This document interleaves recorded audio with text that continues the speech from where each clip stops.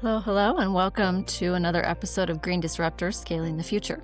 I'm your host, Megan Kjar, and on this show, we talk to the people building and scaling the technologies and business models that are actually moving climate innovation forward. Today's episode is a really interesting one because we're talking about a climate problem that most people don't even realize exists, and that's refrigeration. My guest today is Fritz Troller, CEO of Thurm. And what his company is doing sits at the intersection of climate tech, finance, and the global food supply chain. We talk about super pollutants, carbon credits, refrigeration systems, and why one of the biggest climate opportunities right now is actually hiding behind grocery store freezer aisles. What I love about this conversation is that it's not just about technology, it's about making sustainability economically viable so businesses can actually adopt it at scale. So if you're interested in climate tech, carbon markets, or business models that can scale globally, I think you'll really enjoy this conversation. Hi, Fritz. Welcome to Green Disruptors. Hey, Megan, thanks for having me. Yeah, my pleasure. So tell everybody who you are. Yeah, so Fritz Troller, I'm a CEO of Thurm. Speak. Okay, so give us a little context as in your professional background and now how that relates to what you're currently doing with Therm. Sure. So I'll go back. I won't go way back. I'll do just the last couple of So in 2005, with two other partners, I founded a company called Groom Energy, and Groom Energy was a energy services company. And we did large scale energy efficiency projects for large multi-site, typically Fortune 500 company Mm.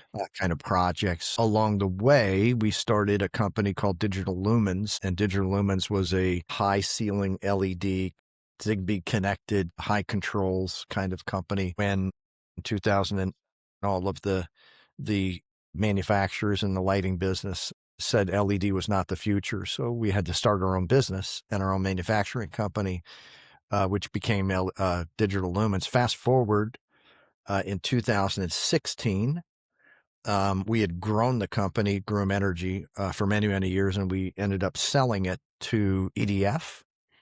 And EDF is the largest utility in the world, and a great, great company. I love the people there. And we sold the company in 2016 to EDF.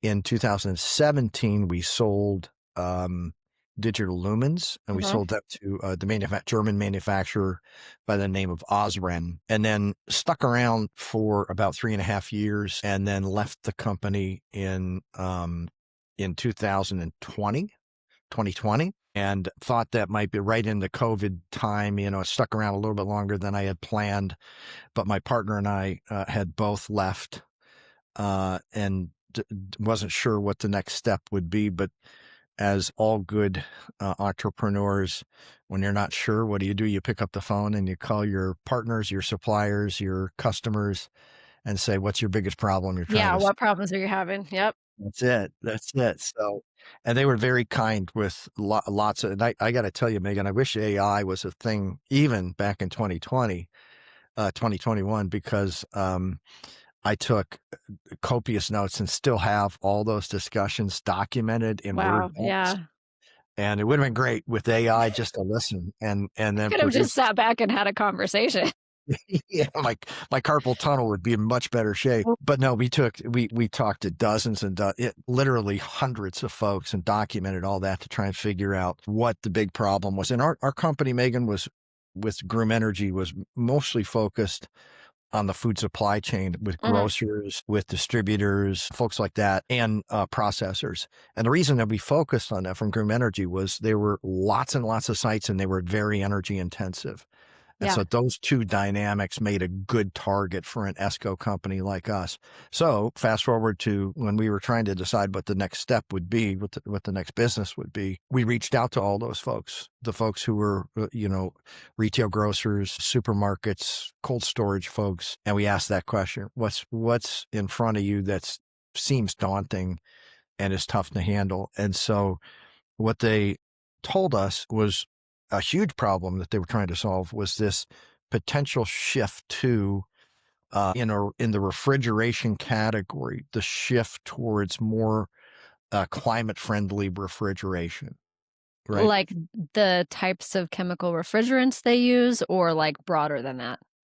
No, the types of chemical refrigerants that they Uh-huh. use, the systems that they use to keep their in a grocery store, the freezers and the coolers, Yeah. and for the distributors, big temperature control warehouses. And it was the chemicals that they were using in order to provide refrigeration and frozen space. And the challenge is that there's a sort of a long-term AIM Act, right? The AIM Act was the last piece of legislation that Trump won in his first administration had passed that had a long drawdown for synthetic refrigeration gas over a period of many, many, many years.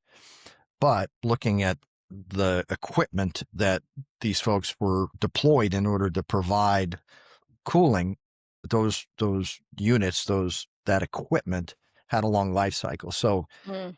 they wanted to make the right environmental decision. The challenge is that it's way more expensive to produce refrigeration equipment with climate friendly gas, if you will, Interesting. than the synthetic gas that's so bad. And all this gas is not so bad. The problem, Megan, is that it leaks a lot. And here's a fact that's interesting. So each grocery store, the average grocery store that you may have in Salt Lake City, right? That's not too far from where you're recording right now.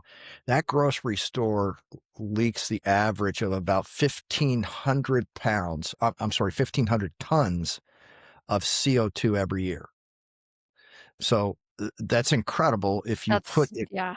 If you take that out to all the United States, just for grocery stores, that's about 60 million tons of equivalent CO2. And the challenge with these gases that are leaking out of these systems, and again, it's not the gas. The gas, as long as it didn't leak, it's fine. It's You can fine, use it. yeah. Mhm. But they do leak. They leak about 25% of the charge every single year, just because of the nature of how they work, right? You've got a compressor banging around and long lines going to racks and those kinds of things. I mean, is that something that's they're doing it that way because that's the way it's always been done? Or is there something inherently difficult to solve about that? There's something very, very inherent. It's physics, right? I mean, Yeah, you're trying to compress gas. And if you ever looked at the compressor in your outdoors in your air conditioner, it's banging away every yeah. single day, right in the summer. And there's a lot of vibration. And then when you couple that with long lines where they have to take that refrigerant and they have to push it hundreds and hundreds and hundreds of feet to a case, right? Whether it's an ice cream case or a medium temp case with milk and cheese and things like that. Yeah. But that's lots of connections. That's long, long lines to an evaporator that sits in these cases and then absorbs the heat. Mhm. Nothing distributes cold. There is no cold, right? You absorb or give off heat. So that's why they leak. And it's very difficult to improve that. What you can do, though, is if you change that gas, which requires an investment in the equipment that's quite expensive, Yeah. it doesn't matter. You can actually, here's one of the interesting facts. One of the best refrigerants, that's the most climate friendly refrigerant, it's CO2. Isn't that Yeah, funny? but CO2 has what we call a global warming potential, which Hmm, tells you what its impact is of 1, right? Everything is okay. measured on CO2. These gases, right? These synthetic gases that are still predominant, right? Only about 3.5% of systems have been changed. They have a global warming potential, again, comparing it to that CO2 on average of over 4,000. 4,000. That Yeah, means that's a huge difference. it's a huge difference. Yeah. It's a huge difference. So, So, segueing into how I mean, that's obviously a big problem and it's costing them I'm assuming it's costing, like, grocery stores extra money. mhm. Like, so what's the solution? Bring us Yeah. there. So there's a couple of solutions we want to, and this is in the broader category, I should say, of super pollutants, right? We categorize Yep, things that have these super high GWPs and are being leaked out into the atmosphere. Methane's right. another super pollutant, CO2. SF6, which is in switchgear for electrical, all these kinds of gases. The challenge with these gases is they have a outsize effect very quickly in the atmosphere. So they cause harm on a multiplicative effect in a very short period of time. And there's no way to get it out of the atmosphere, right? You can suck CO2 out Once of the it's there, it's there. It's there. It's there. There's no technology that is unlike direct air capture, DAC, which takes CO2 out of the air. Right. There's no technology that can take this out of the air. So about half of the warming that we've to date, industrial warming that we have in our atmosphere is directly related to super pollutants. Wow. That's just interesting to sit with. Like, Yeah. it gives me a lot of feelings. And it's not just a US problem. I talked about 60 million Oh, yeah. tons a year.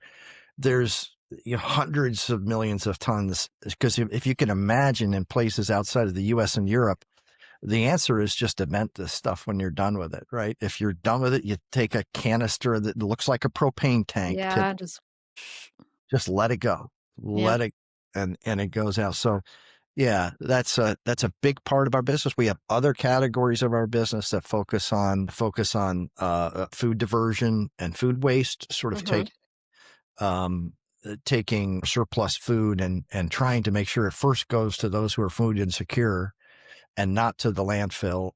But if it can't go to the food insecure, then we turn it into high quality animal feed. And that stops it from going into the landfill as well. And at the last part of that triangle, right? If it can't go to animals, can't go to people, then let's Composting. compost it. Let's not turn it into methane, turn it into CO2, which is 80 times better. Yeah. Okay, so once you were able to figure out what these problems were, come up with, like, I'm sure that there was a big R&D phase of the business. Where are you guys at now? Yeah, well, we've been very fortunate, Megan. We're growing super rapidly. We have for the last 3 years. We took with close friends of myself and my co-founder, we took on seed investment originally, and then we just closed a round recently. Even though we're cash flowing and profitable, we're using that investment from our friends slash prior investors who have invested in these other businesses with my partner and I, Mm-hmm. and our wonderful, wonderful folks to take this message that we have 2 million credits that we've done and 2 million tons of CO2 avoided. A better way to think about it Yeah. hasn't gone in the atmosphere because of what we've been able to invest in. And we want to take that 10x. And the way to do that is take the investment that we have from these folks and kind of now take it to new areas, and then within the United States and North America, and then go global, right? So instead Yeah. of having, systems, we want to make sure that when people have a decision to make for a refrigeration system, either to upgrade it or to tear it out and replace it, then in every case, they have carbon finance that lets them make the good economic decision as well as the good environmental decision. And we want to do that in Far East. We want to do it in the Middle East. We want to do it in Africa. We want to do it in Asia, South America. It's time to take that story of super pollutant and pull that emergency brake, if you will, to get rid of this stuff and stop it before it goes into the system. Once it gets into the system, in the US, there are ways now to either recycle that gas, right, and clean it up and reuse it instead of producing new. That's great. Or destroy it. But let's not even put it into the system in the beginning, right? Let's have people Let's the use choice CO2. that you don't have to deal with the resultant gas once it goes out of the system. So that's what we're investing in, and that's what we're really, really passionate about. Okay, so I think I skimmed over the value proposition a little bit with you guys. So this is something that replacing equipment is really expensive. So you mentioned carbon credits. So tell us, like, if I was to go pitch this to my local grocery store, what would you tell them? Yeah, so we want to get into the decision-making process with that grocery store. So when they have a decision to make to either replace the gas with more climate-friendly gas or replace the refrigeration equipment, we want to interject ourselves into that decision-making so that we can say carbon finance can make it economically more valuable for you to make the right environmental system. grocers, they don't make, there's not a great margin.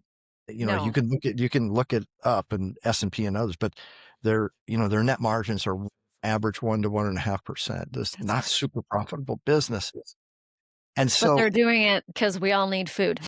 that's right. We all need to Mhm. eat, right? Mhm. But Yeah. but we want to make it economically viable, not just because these grocers, all of them want to do the right thing. The Yeah. challenge is they have to make sure they also do the economic right. We want to take both of those and say you can make the right environmental decision, and you can do it as a good economic decision as well. Yeah, it has to be that way or I mean, and this is true in any sector with climate tech, like, until you can get there, it's the widespread adoption isn't gonna happen. Yes. So, this must be working, you're growing quickly. I'm sure in the beginning you leveraged a lot of those partnerships that you had from previous businesses. What's the strategy when going after new markets and new areas? A great idea or great question. So if we take that core avenue for producing carbon credits, the equipment that we talked about, Mhm. we also want to make sure that for grocery stores that are not making that decision yet, but are still using the bad gas, that we can help them invest in what's called leak detection.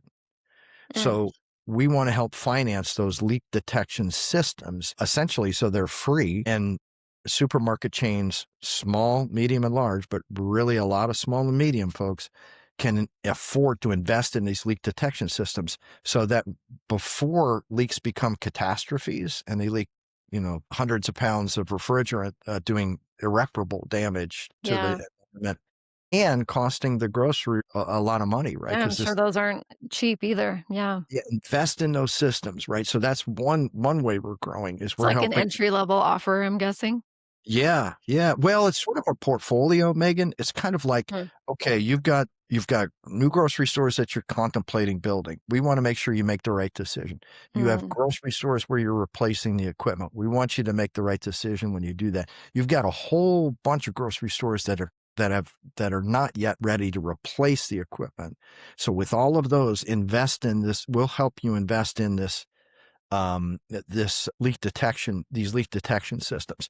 Now we want to make sure we have the circular economy working well. So when they do take the equipment out, right, and they decide that old gas has to go somewhere.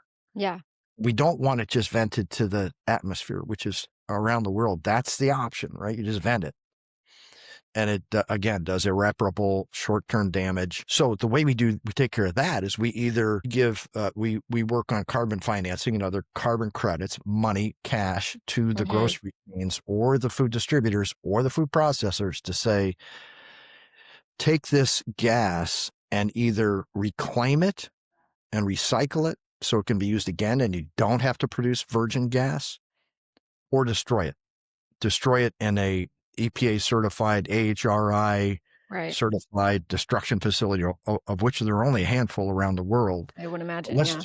destroy it and let's make sure that gets retired in a way that it's not doing irreparable harm to our environment. So we want to keep going around, Megan, and keep around that sort of food theme. We want more and more solutions. And that's really where the food waste category, food diversion category got interesting to us. And it's like all good ideas, right? It's not ours. They're our customers, right? And they have come to us and say, look, can we get help? We need, it's Mm, expensive for us to divert food and get it and so we help give them value for doing that. yeah, And ultimately, just to tie the knot, right? Ultimately, the way they get value is only if someone buys those carbon credits, right?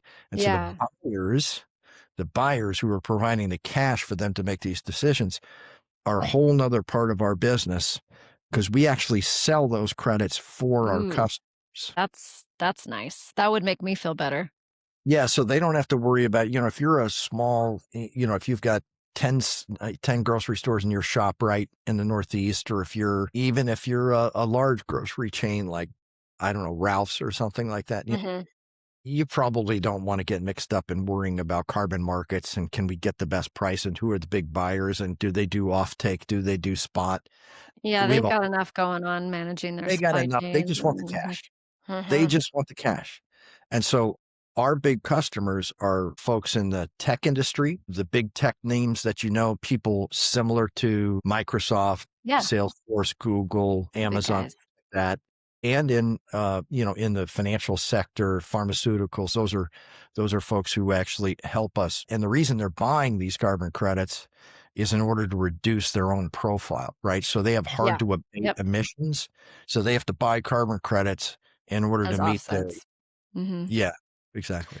Yeah. So there's obviously just unlimited opportunity as far as everyone who needs your services but what would you say the current bottleneck is in growing for you guys? Yeah. So for us, it's actually, we are growing very, very rapidly. Which is a challenge in and of itself, yeah. Yeah, it is a challenge on its own. So we need to find great people to help us keep the growth going. We have to add more what we call methodologies, which are the rules in which you can produce either insets or offsets. Insets is another category within the supply chain. Same thing as a carbon credit, just done within the supply chain. And so it's people and it's new markets. We want to add more methodologies in more geographies around the same theme. We want to keep the same theme. We want to stay within the food supply chain generally. Mhm. We're even doing credits and environmental incentives for things like EV charging, Mm. right? So there Yeah. are big EV charging folks like Tesla and Electrify America who have tens of thousands of, but then there's a lot of C-stores and grocery chains that are now putting in fast charging, Yes. but they're onesie twosies. And so we collect those, we aggregate them. And again, those grocers and convenience stores, that we want them to be able to benefit just like Tesla does when they're able to get environmental incentives or carbon credits for installing EV charging. And again, this is just adding more value to an existing supply chain, an existing customer. If we can keep layering on more and more value for them, then Making change accessible and economical for them so that yeah, I love that you said they wanna do the right thing, you know? there is not one customer of ours who doesn't want to do the right thing. I can't think of one customer who doesn't want to do the right thing. They got to run a good business though, right? Yeah. Yeah. I was gonna say, I think people tend to villainize people, and I don't think that's fair. I think they're just people are up against what they're up against, and we need to Yeah. create pathways, and people will. They'll do the right thing, and They most will of do. the time they want to. Yeah. Yeah, I think you're right. Yeah. We're we're looking at this category called super pollutant solutions. Yeah. Problem is this nature-based solutions are having a lot of scrutiny on things like additionality and Mm. the problem with removals is it's hard to get a lot of tonnage and it's very expensive to do it. It's very energy intense. Right. So we happen to be in this middle category of super pollutants where we have outsized impact in a very short period of time, and our credits aren't ridiculously expensive like removals and direct air Yeah. capture. So we happen to be having a moment that especially the tech folks are super interested in what we're up to. And we're thankful for that. And the beneficiaries of those are our customers, right? Are the grocery stores, right? And the food supply chain folks who have been struggling a lot since COVID, right? It's been a struggle. Yeah. So Absolutely. we feel real passionate that we can make a difference and help people make the right decision, financially benefit because of it. Yeah. Well, I can't think of a better way to wrap up that. Like, this is, if you want to make a really high impact really quickly, this is it. Thank you. Yeah, we Mhm. think so. Thanks for saying that. I appreciate it. Yeah. Well, thank you so much for your time today. It's really interesting to learn about you and learn about Thurm. And so let's get the word out to all these grocery stores, and we'll Great. Megan, get you nice in to there. meet you. And thanks for asking me on the podcast. I really appreciate it. Oh, thank you. Lovely to have you. Thanks. Thanks so much for listening to this episode of Green Disruptors. One of the biggest takeaways from this conversation for me is that some of the biggest climate opportunities aren't the most visible ones. Sometimes the highest impact solutions are existing systems like refrigeration, food waste, and supply chains. And the real innovation is figuring out how to align economics with environmental impact so companies can actually make the change. If you enjoyed this episode, make sure to follow Green Disruptors on LinkedIn, YouTube, or your favorite podcast platform. And if you know someone working in climate, energy, supply chain, or sustainability who would be a great guest, I'd love to hear from you. This episode in this series is brought to you by Mountaintop Social Marketing, your growth partner in climate innovation. See you in the next episode.